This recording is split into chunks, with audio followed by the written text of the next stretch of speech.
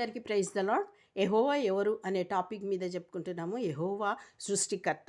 సంఖ్యాకాండము 16వ అధ్యాయము 22వ వచనంలో, వారు సాగిలపడి సమస్త శరీరాత్మలకు దేవుడవైన దేవా శరీరాత్మలకు అని మరి కోరాహు విషయంలో ప్రార్థన చేసినప్పుడు మోషే అహరోనులు మరి దేవుని మరి ముందు సాగిలపడి సమస్త శరీరాత్మలకు, అవును, దేవుడు శరీరానికి ఆత్మకు దేవుడు యెహోవా, ఆయన సృష్టికర్త. సామెతలు 20:27లో నరుని ఆత్మ యెహోవా పెట్టిన దీపం.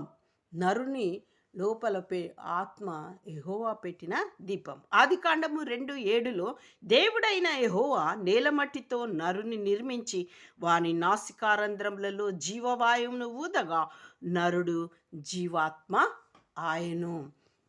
ఆ విధంగా దేవుడు ఏం చేశాడు? నేల మట్టితోటి మరి నరుని తన చేతులతో నిర్మించి నాసికారంధ్రములలో జీవవాయువు ఆయన ఉఫ్ అని ఊదగా ఆ నరుడు జీవాత్మ ఆయను. అంటే ఆయన యొక్క ఊపిరిని ఊదినప్పుడు ఆయనలో నుంచి జీవాత్మ మనలోనికి వచ్చింది. ఆయనే సృష్టికర్త.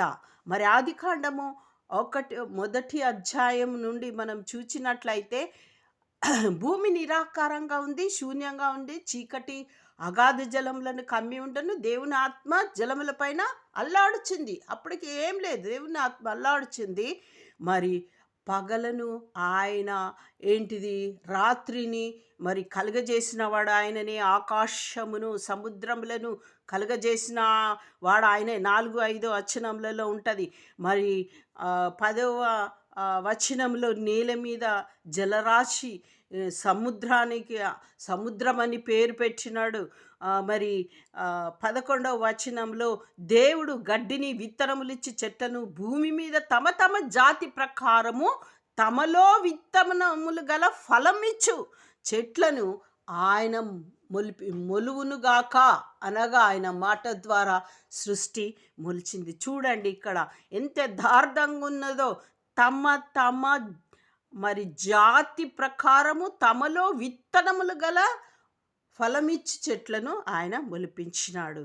అంతేకాదు, మరి అటువంటి దేవుణ్ణి మరచిపోయి మరి రోమా 1:25 దేవుని సత్యమును అసత్యమునకు మార్చి సృష్టికర్తకు ప్రతిగా సృష్టమును పూజించి సేవించిరి.